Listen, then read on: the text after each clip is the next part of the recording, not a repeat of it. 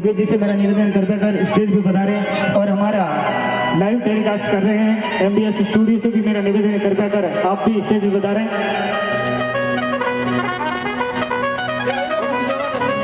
MBS studio से भाई साहब से निवेदन कृपया कर स्टेज पे पधारें। ठीक है, मैंने सेंड कर दिया।